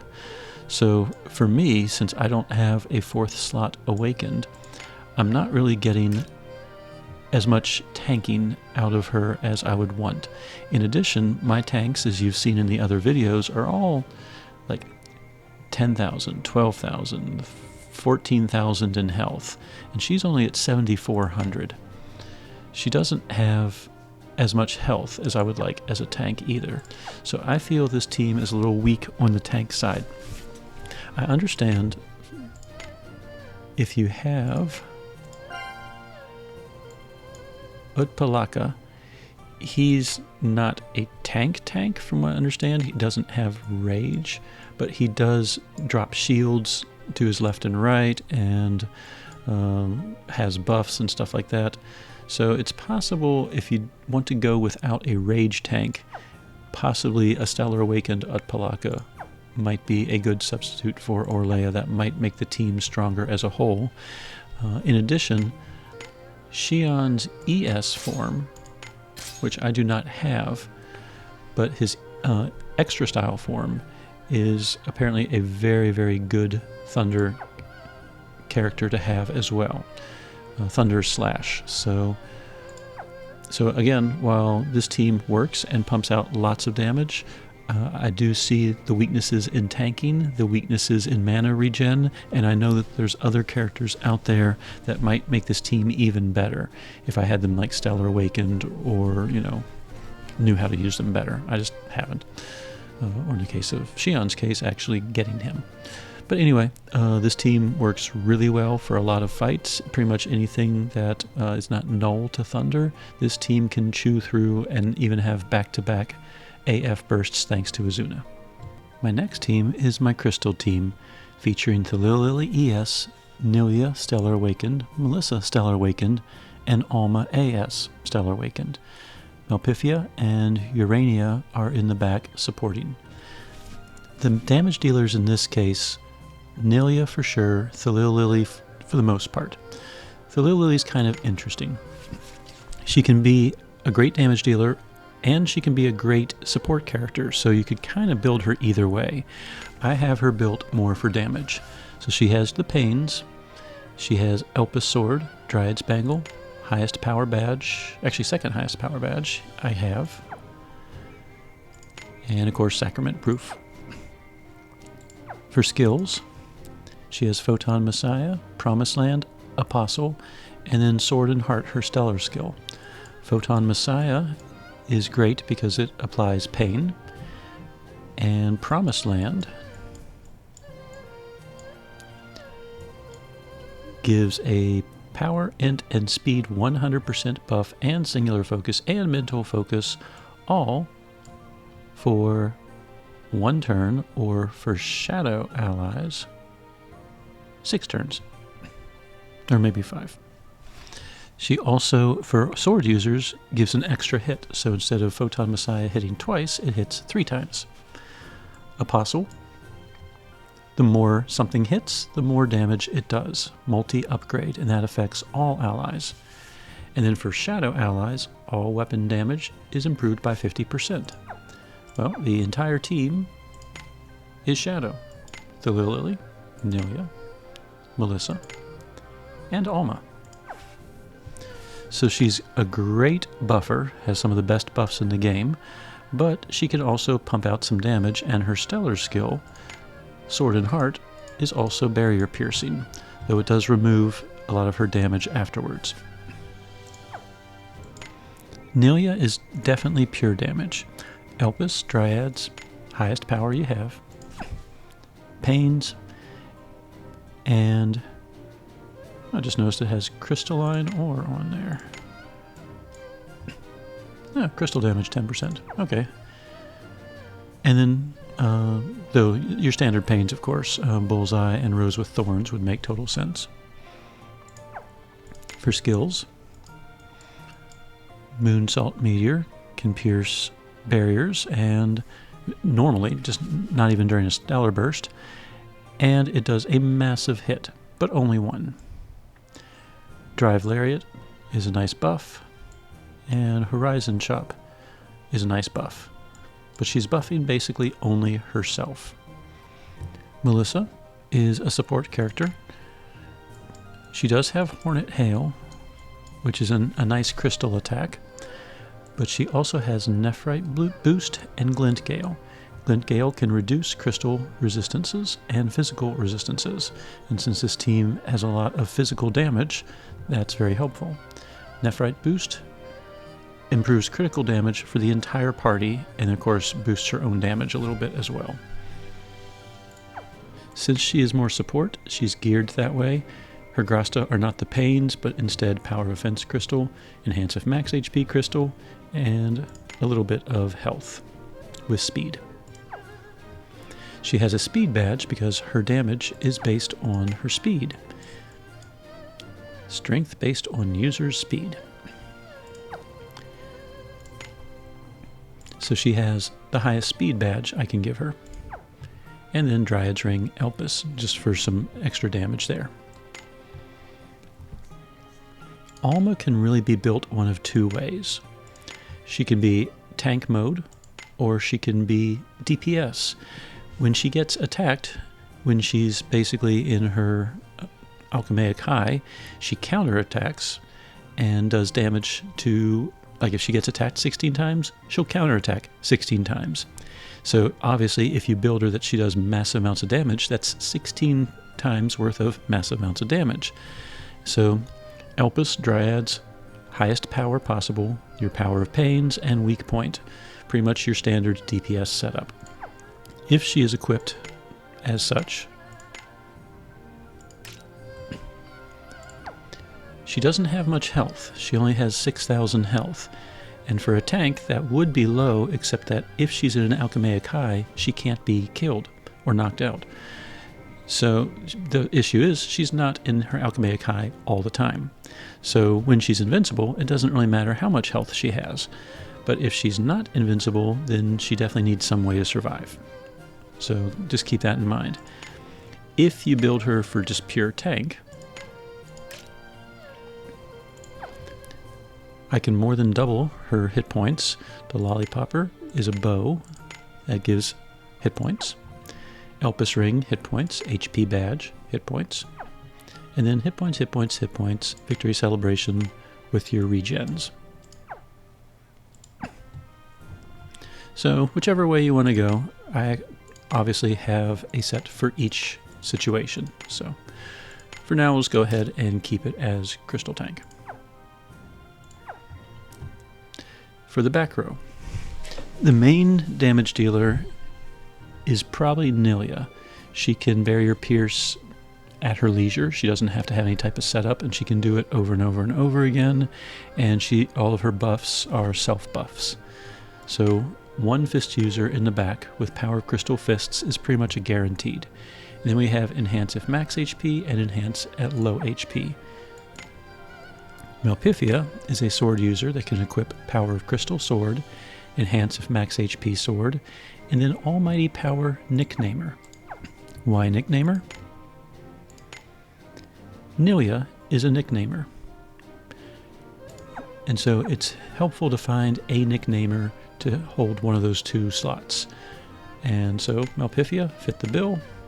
She can equip Power of Crystal Sword and Nicknamers, so she is able to buff both Nilia and Thalilili. Sidekicks, Tetra, and instead of Gunts, we have Moke, because we need Moke in order to get Thalilili back in sword-wielding savior state.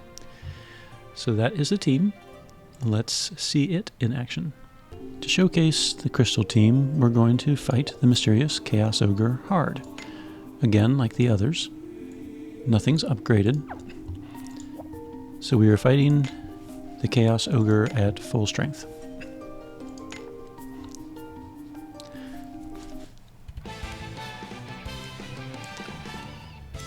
I kind of like using him as an example. He's not obviously the most powerful Superboss anymore, but he has a lot of the issues that you encounter as you go through the game. He has barriers, he has hit point stoppers, And by showing you how to defeat him using different elemental type teams, you can kind of see how each team works and what their strengths and weaknesses are. So in this case, we have 100% damage barrier stacked 35 times. We're going to blow the AF gauge right away and do the 3s and 2s and 1s. We'll see however many we can get through. So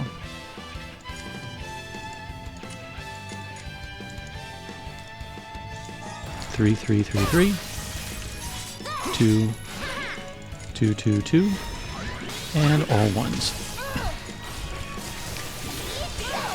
And remember that Nilia has a naturally barrier-piercing attack, Moonsault Meteor.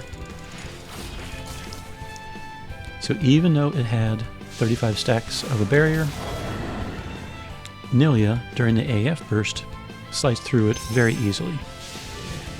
During that AF burst, we also buffed up the team and got a bunch of debuffs going. Alma took all of the damage from the curse, so you'll notice that she got hurt, but the rest of the team stayed healthy this time. Now, it's turn number 2. We know Moonsault Meteor is barrier piercing, but we also have Sword and Heart, which is also barrier piercing. Once it's used, we remove Sword Wielding Savior state, but all we have to do is knock out basically 10% of the boss's health. We could even Stellar Burst.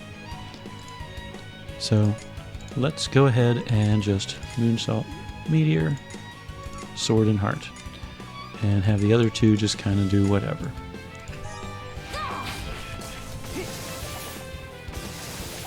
Sword and Heart goes, barrier piercing, boss is defeated. It's that simple. Now in a prolonged fight, you would use a Stellar Burst in order to do Sword and Heart, and that will enable Moke to be fully charged and can reapply Sword and Heart. Well, Sword Wielding Savior state, which reapplies Sword and Heart. So the downside of the Crystal team, there's a few of them. Alma, when she's in her Alchemaic High, is invincible. However, her Alchemaic High does not last forever. And does it say in here? It does not.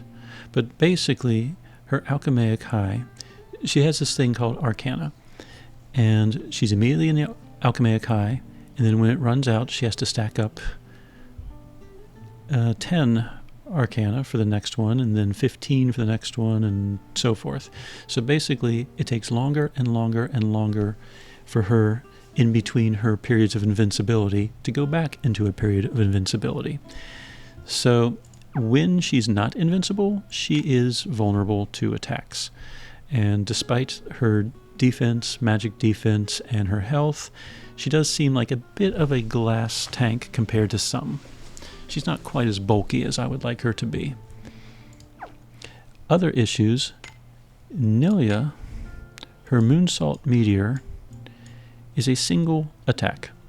So in an AF burst, when you're trying to get like 3, 4, 5, 6 attacks going to keep the AF gauge going longer, Moonsault Meteor is not helping with that. And for the most part, most of her skills are single attacks. So as strong as she is, it's kind of like a one-shot deal, literally. It's single target, though Moonsault Meteor is each enemy. But things like Horizon Chop are single enemy, and there's a single attacks, so they're hard to keep the AF gauge going for a while. Lily, she improves the number of hits, but she only does it for sword allies. So she's really only adding hits for herself. So it's kind of a selfish team. Alma is invincible, but doesn't get much support from anyone else. Nilia does great damage, but she only self-buffs. Lily does pretty good damage and does some pretty good buffs, but some of her other buffs only help her. And Melissa's just around to restore the Crystal Zone. Nina, Stellar Awakened, can provide barriers improve crystal attacks. During a burst, she can redeploy an awakened crystal zone, gives herself copy, and she has a 4-hitting magic attack to help keep the AF gauge going. So she can provide damage barriers for Alma during those periods of weakness. She can improve crystal attack for the party, and she can keep the AF gauge going longer. And over time, she can stack up outfits. If a crystal stance is not deployed, she can dispel the current zone and deploy an awakened crystal zone. Kind of like Melody kind of destroys whatever zone and redeploys a wind zone. So just passively, just by standing around doing actions, we can get back into an awakened crystal zone a lot quicker. So with 3 shadow allies, she can store up shadow power, so she can help with the gauge. During a burst, all critical damage gets improved. So Nina's stellar board looks pretty nice. Nina also has, let's see, she can also improve physical resistance, max HP, magic resistance. It stacks. So again, she can help make Alma that beefier tank that I want. And she stacks this thing called Outfit. And Outfit improves maximum MP, so helps with the mental focus type of buffs. So I'm kind of intrigued. There's a few other things that I like about Nina. I think that if she is Stellar Awakened, she might be a good 4th person to kind of fill some of those weaknesses. She has a multi-hitting attack. She can provide defensive buffs for the whole team to make Alma less squishy during the non-invincible periods.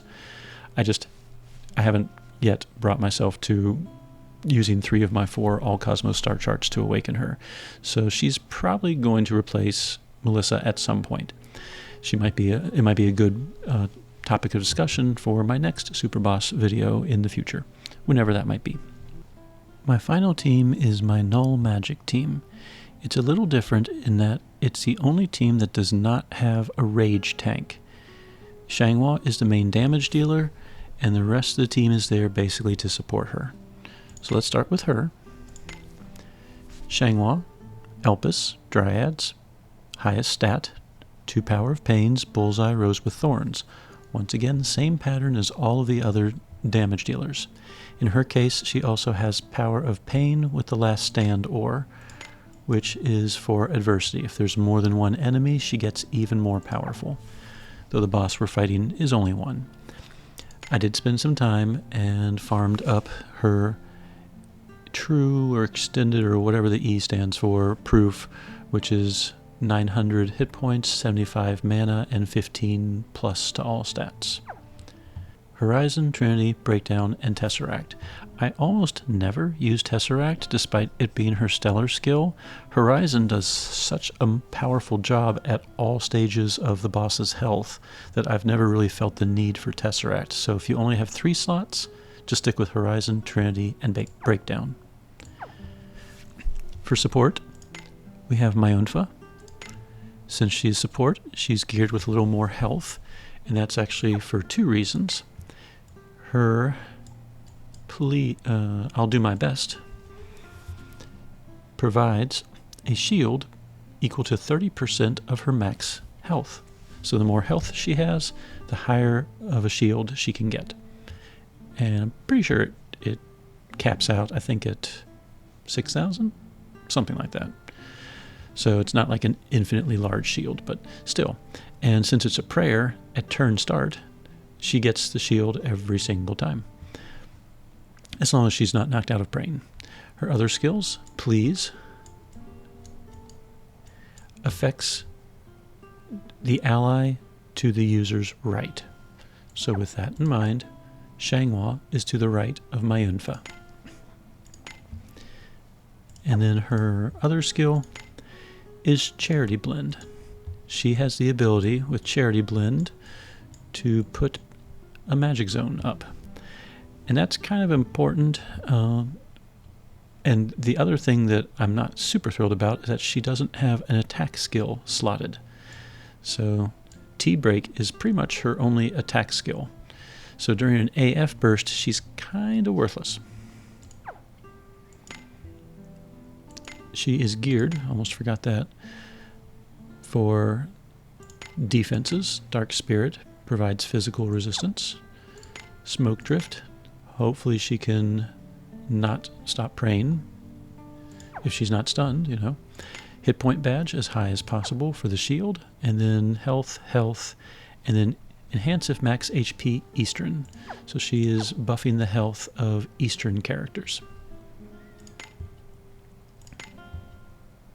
Xianghua being among them.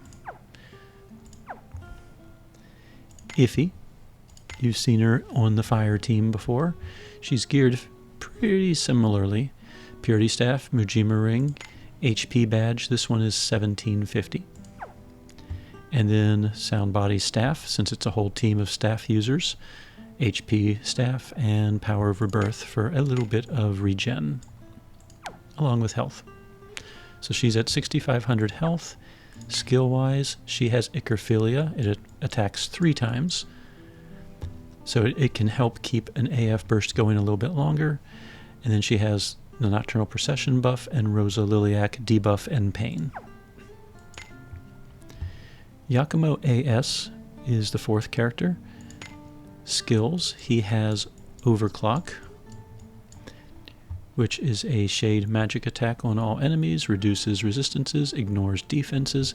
It does use up half of the season stacks of the magic zone, so that's a little frustrating that the more he overclocks, the weaker the magic zone will get, but you know, that's how it is.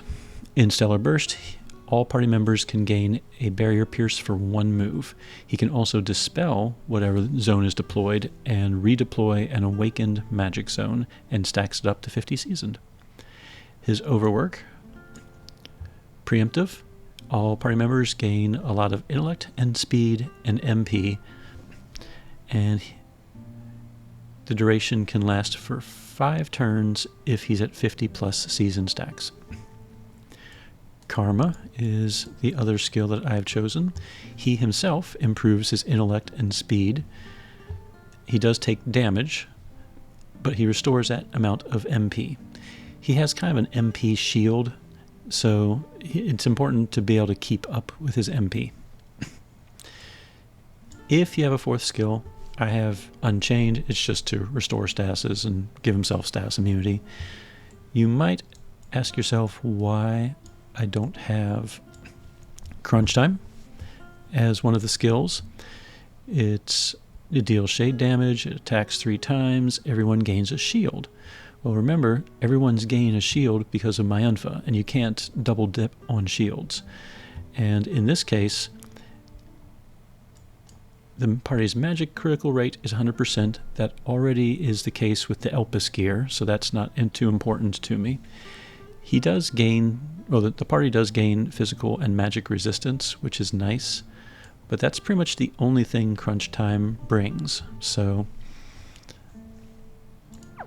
that's why I've chosen those skills. As far as gear, since he's kind of supportish, kind of tankish, he has very high HP, very high MP.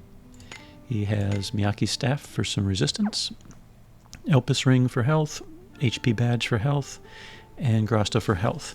You could go the other way and give him even more MP. I just find that HP seems to work pretty well. So that's just my personal opinion. As far as supporters, the whole team is staff users, so some staff users are good choices. Palm, switch her to Null. She has Power of the Void. Xianghua is a Null type attacker, so elements don't help Xianghua, but Power of the Void improves non-type attacks by 40% for everyone. So enhance at low HP and max HPs, so whatever condition Xianghua is in, unless it's between 81% and 99%, some of those grasta are in effect. And then Fine is my other choice, only because she has 4 grasta slots available. Darkshade Staff, which improves Yakumo's and Iffy's shade damage. Power of Awakening, Power of Offense Magic, and Resonant Power Shadow. So all of those are buffing pretty much everyone.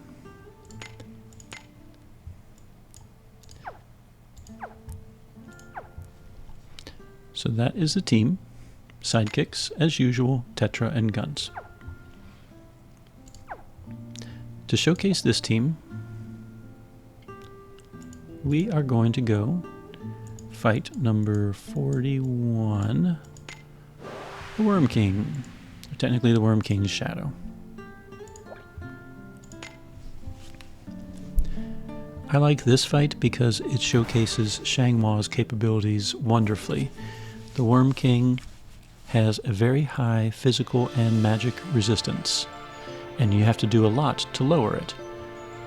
However, Shangwa, she ignores the fact that it's a type resistance. So she can do damage right off the bat.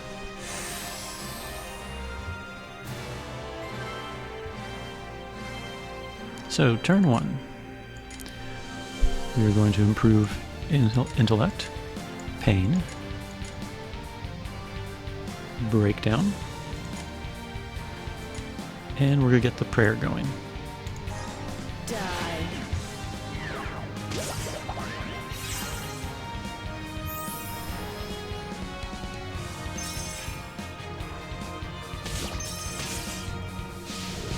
Mayunfa's prayer reduces damage below 1500 down to 0, so you see a lot of that.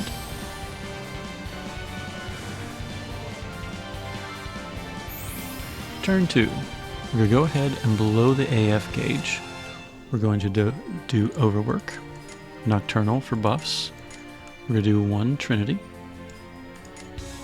and Please. So we're going to do 1, 2, 2, 2, and then all ones. 1, 2, 2, 2, all ones. You'll see Horizon slicing through the boss.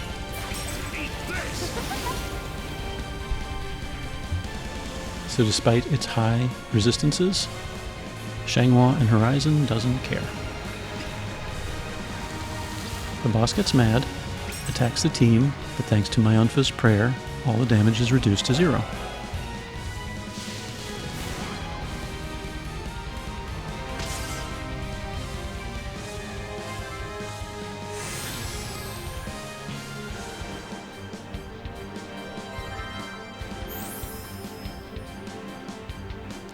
We can now burst, we can overclock, and we will just continue to Horizon. Anyone who blocks my light gets erased! Horizon knocks out another life, overclock, puts back on the Awakened Magic Zone, and stacks it with 50 Seasoned. The boss has lost another life, so it gets mad and breathes on the team again. And we get a bunch of zeros.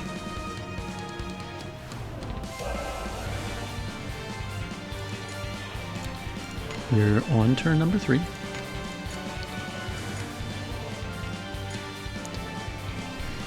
We will go ahead, let's see, 5 turns, 5 turns.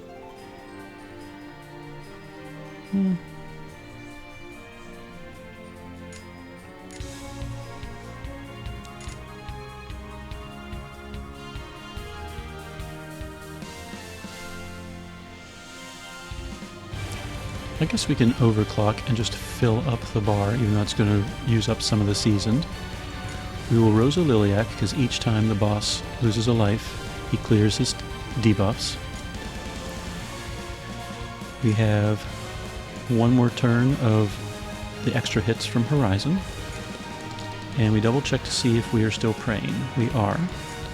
So then we don't need a magic zone. So all we have left to do is Please.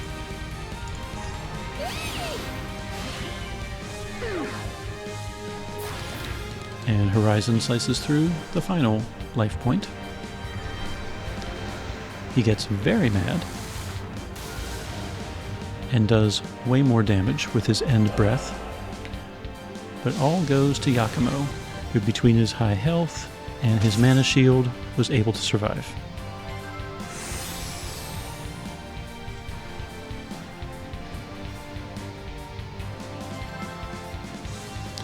The boss is counting down now, so we just have to defeat it before it gets down to 0.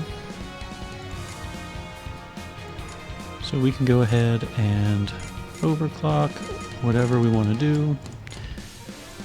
We'll go ahead and re-debuff Rosa Liliac.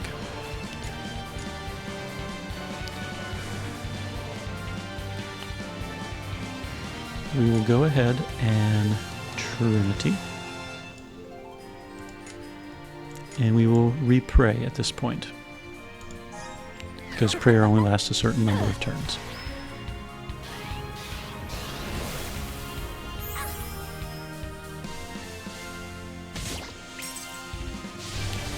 Yakumo once again survives thanks to his high health.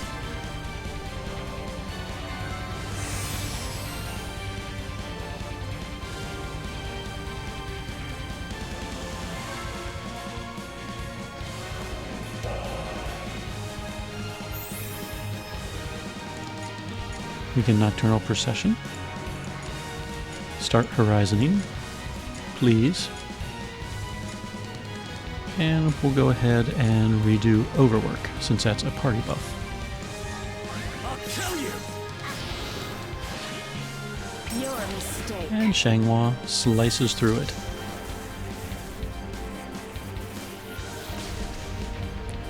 So that's the power of the magic, the Null magic team. Xianghua ignores all resistances. Any Superboss that has type resistance enhancements, physical resistance enhancements, it does not matter. Xianghua, with her Horizon skill, it ignores target defenses, and it is not a type magic attack or a physical type of attack. So as long as the enemy is not immune to magic, Xianghua can usually take care of it. Weaknesses with the Null magic team. The biggest weakness that I can think of is Xianghua and the fact that she can only hit things twice. With Trinity, she gets 1 extra hit for a total of 3 hits. But for the purposes of an AF burst where you want many, many hits, think like the Thunder team, for example, her doing 3 hits, Iffy doing 3 hits, Yakumo doing basically 1 hit, and Mayunfa doing 0 hits, it's hard for this team to keep an AF burst going for a very long time. So that is one problem. The second problem, there's no rage tank. Yakumo, for all of his defenses, none of his skills deploy rage. So if you needed an actual real tank, Yakumo doesn't quite fit the bill. Mayunfa reduces damage. Iffy reduces damage to a degree. If someone gets knocked out, Iffy can revive them, because that's how Iffy works with her blood contracts. But there's no true rage tank, so that is an issue as well. But those issues aside, this is usually the second team I go to. If there's a challenge and I am trying to figure it out, I usually go to my win team first, and then this team is second. Their survivability, despite the lack of rage, is really, really good. And Xianghua, as you can see, does very, very nice amounts of damage with relatively little setup. So that is my Null magic team. So there you have it, ladies and gentlemen. As we enter December, those are the Superboss teams that I currently have. Earth Team, featuring Shannon Alter. Water Team, featuring Felmina ES. Wind Team, featuring Sesta AS. Fire, featuring Ewan. Thunder, featuring Izuna and Obero. Crystal, featuring Nilia and Thalilili. And my Null magic team, featuring Xianghua. So 7 different teams.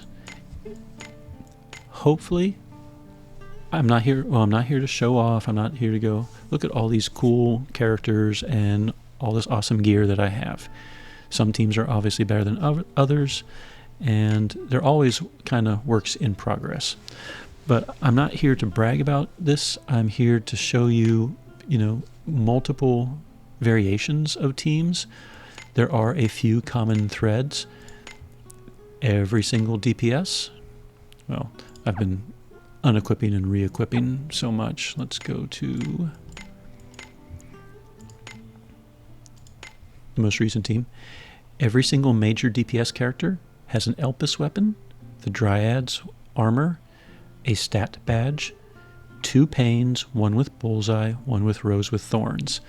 So, whatever you might have of that, if you don't have the Elpis rod, maybe you have the void staff. It still has it still has a critical rate of 100%, all the void weapons do, and it improves type attack. In Shanghua's case, that doesn't really help, but for every other character it does. The Dryad's ring. If you don't have the Dryad's ring, look and see what you do have. Maybe you have the Guidance ring with a little boost to type attack, or something else. Just look through your gear and look over here in the details and look for things that might help their role. So, Mujima ring. Damage decreases according to turns passed. That sounds like a tank ring to me. So, and then for badges, yeah, there's a lot of interesting badges out there. Bottom line, I just tend to favor raw stats. So if you have a magic damage dealer, give them the highest int badge you got. After that, you can kind of look through, like tanks like HP. If you have a tank, maybe the Steely Resolve badge would be a good choice. It's HP plus an extra hold ground. Nothing wrong with that. If the highest power badge that you have is a plus 30, but you happen to have the Spurring badge, that's plus 30 plus a little bit of reduced mana consumption. So, or if the highest HP badge you have is a 500, well, the Dragon Bond has 500 plus a little bit of regen. Look for, once you've kind of settled on your gear, then kind of look through and see if you have any badges that might kind of supplement. Is a 35 power badge better than a 30 power badge with MP consumption? Tanks don't often need attack. So the Life Spring badge, even though it has a negative, gives your tank 1,000 health. If they're not attacking, or like Myunfa, who doesn't even have an attack skill, that would be great for one of them. So, consider that type of stuff.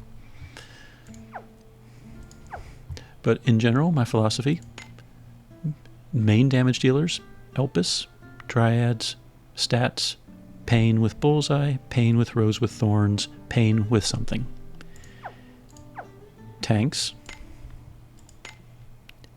typically, get that HP as high as possible. Look for weapons with HP, look for armor with HP, give them the highest HP badges, give them grasta that have 300 HPs. Even that old MP recovery bow, you're not putting on that grasta for the MP recovery, you're putting it on because it has 300 health and 10 spirit, and spirit helps reduce damage from type attacks. And then support characters. Support characters. That's probably not the best example of one. Let's go to the Null team. Myunfa. Support characters. They're often not doing major amounts of damage, so you want weapons that have some type of resistances or HPs perhaps. Armor that has the same type of function. Badges, I tend to favor HP, but again, do you want a 2,000 HP or do you want 1,000 plus the ability to improve combo rates, And then HP, HP, HP, HP or, So get that HP up.